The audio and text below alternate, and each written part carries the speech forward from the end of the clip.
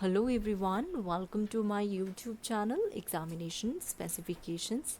So today we are going to discuss section 59 to section 61 of the Indian Contract Act 1872. This is coming under the topic of appropriation of payments. So this is going to be very much important. So let us understand this. First, dealing with section 59, what section 59 is saying.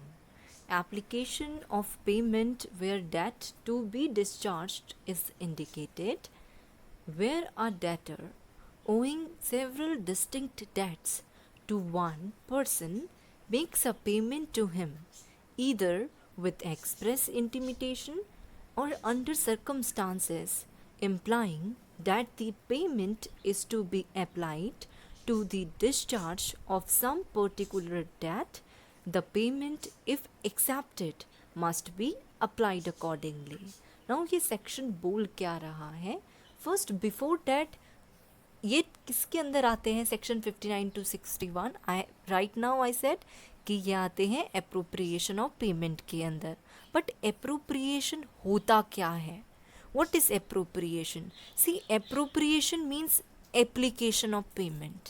ठीक है, C section 59 to 61 जो है Indian contract act के, वो clearly less down करते हैं certain rules regarding the appropriation of payments.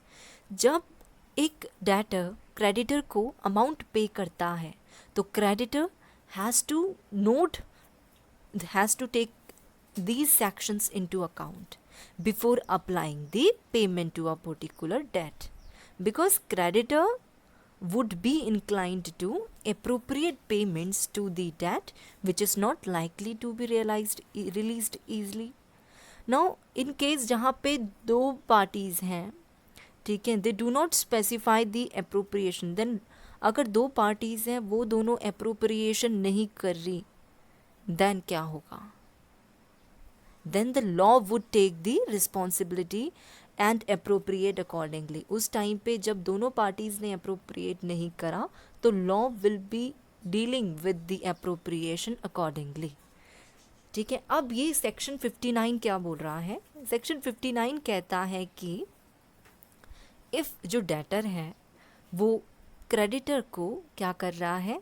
Date दे रहा है. मीन्स यहाँ पे उसने सेवरल डेट्स लिए, सेवरल उधार लिया क्रेडिटर से. ठीक है, नाउ अब वो क्रेडिटर को उन मनी को पे कर रहा है, उन डेट्स को पे कर रहा है जो उसने क्रेडिटर से लिए थे. सपोज उसने पहले 3000 लिया, फिर 2000 लिया, फिर 1000 लिया, 500 लिया. अब इस टाइम पे अब वो एक उन सबको धीरे धीरे करके कभी वो 800 दे रहा है, कभी 1000 दे रहा है. नाउ इस सिचुएशन पे डेटर जो है क्रेडिटर को क्या दे रहा है? यहाँ पे पहले अलग अलग अमाउंट को, सेवरल डिस्टिंक्ट डेट्स को पे कर रहा है क्रेडिटर को, और लेटर रिक्वेस्ट करता है वो क्रेडिटर से कि वो किसी एक के ऊपर इस पेमेंट को अप्लाई कर दे. ठीक है, क्या करता है? वो पेमेंट करता है क्रेडिटर को और बाद में क्रेडिटर से रिक्वेस्ट करता है कि वो इस पेमेंट को इस पर्टिकुलर डेट के लिए अप्लाई कर दे. नाउ इफ क्रेडिटर एग्री करता है उसकी रिक्वेस्ट के ऊपर, then he is bound by such appropriation. This section जो है ये 59 सेक्शन ये अप्लाई होता है सेवरल डिस्टिंक्ट डेट्स के ऊपर, किसी एक पर्टिकुलर सिंगल डेट के ऊपर अप्लाई नहीं होता. ये अप्लाई होता है various heads of one debt के ऊपर, and this is not applicable where debt has merged into a decree. So this section is applying where जहाँ पे बहुत several debts हैं और किसी एक के ऊपर डेटर जो है क्रेडिटर से बोलता है कि मैं इस पर्टिकुलर के ऊपर पे कर रहा हूँ, इस पर्टिकुलर डेट के ऊपर. अगर क्रेडिटर उसे हाँ बोल देता है देन उसको क्या माना जाएगा? It will be considered as appropriated and he is bound by such appropriation. So section 59 was basically about the appropriation by debtor. ठीक है, now what section 60 is saying?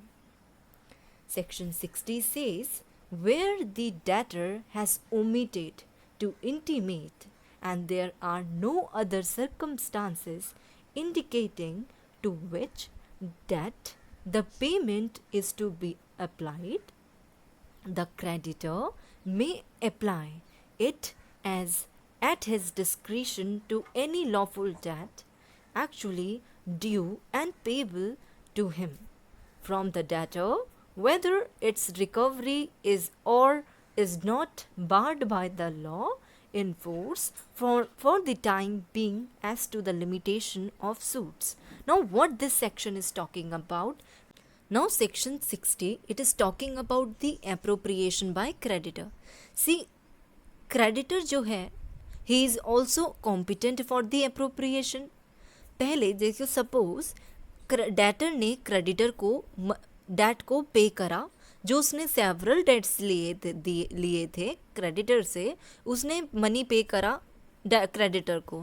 अब डेटर ने क्रेडिटर को ये नहीं बताया कि वो किस चीज़ के ऊपर, कौन सा वाला डेट के ऊपर उसने ये अप्रोप्रिएशन करा है.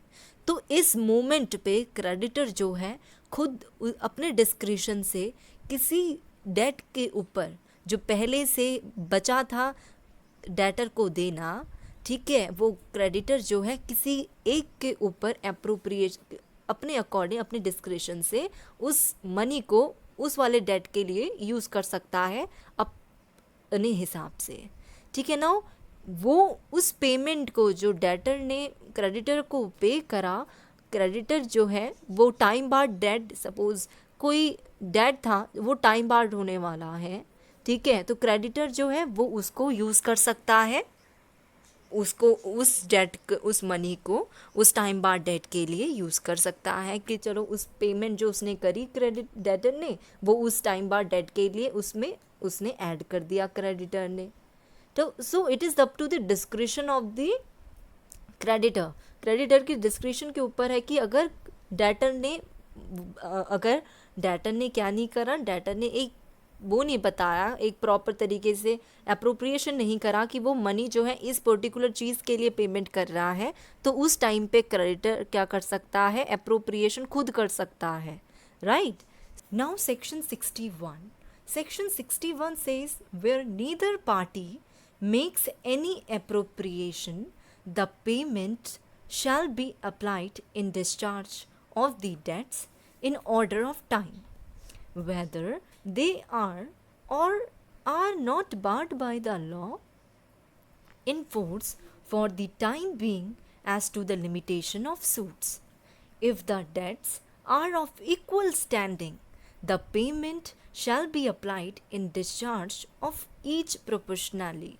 Now this is very easy also section. ये सेक्शन बोल क्या रहा है, देखो आपने देखा सेक्शन 59 में क्या था, अप्रोप्रिएशन बाय डेटर.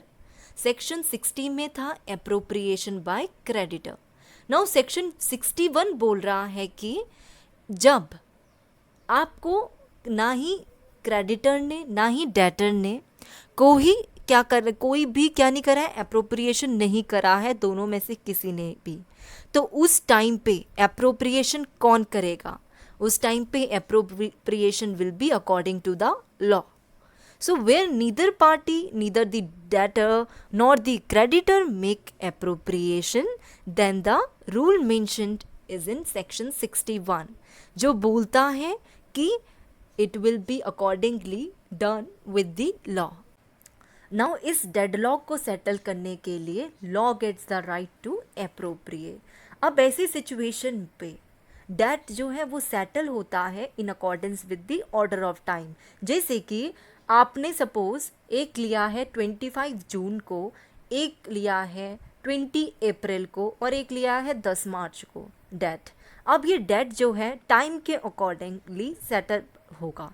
जैसे कि सबसे पहले मोस्ट प्रेफरेंस दी जाती है ओल्डेस्ट वन को. 10 मार्च जो है ओल्डेस्ट वन है, so oldest one is to be discharge first. ठीक है, even though it may be a time bar debt. Now if debt जो है इक्वल स्टैंडिंग के है, लाइक सबका इक्वल स्टैंडिंग है, द पेमेंट क्या होगा, equal standing in the sense कि एक ही टाइम पे है, debts are of the same time, then the debts would be discharge proportionality, मतलब प्रोपोर्शनली वो डिस्चार्ज होंगी अंडर दिस सेक्शन 61 के अकॉर्डिंग. और ये ये सेक्शन जो है, this section is not only talking about the express agreement but also the mode of dealing between the parties. कैसे parties ने mode मतलब किस accordingly deal करा. टाइम को यहाँ पे प्रेफरेंस दी गई है कि पहले ओल्डेस्ट वन को प्रेफरेंस दी जाएगी जिस ऑर्डर में डेट लिया गया था. अगर टाइम नहीं मेंशन है तो क्या होगा, अगर इक्वल टाइम के अकॉर्डिंगली लिया था, लाइक सब तीनों का टाइम एक ही था डेट लेने का, कोई 3 डेट लिए सपोज और तीनों के एक ही टाइम पे लिए, तो उनको प्रोपोर्शनली सेटअप किया जाएगा डेट को. So this section was talking about appropriation towards debt in order of time, as when appropriation दोनों creditor और debtor ने सेटअप नहीं करा है, then it will be done accordingly with the law. ठीक है. सो सेक्शन 59 में एक इम्पॉर्टेंट बात ये थी कि डेटर जो है he should communicate his appropriation या तो इधर एक्सप्रेसली और impliedly through the circumstances indicating such intention. ठीक है, वो एक्सप्रेस्ड भी हो सकता है और इम्प्लाइड भी हो सकता है. Right. So this was all about section 59, 60 and 61 of the Indian Contract Act 1872. You people can check out my other videos too in my playlist of related to Indian Contract Act 1872. Do like and subscribe my YouTube channel Examination Specifications for more videos. Thank you.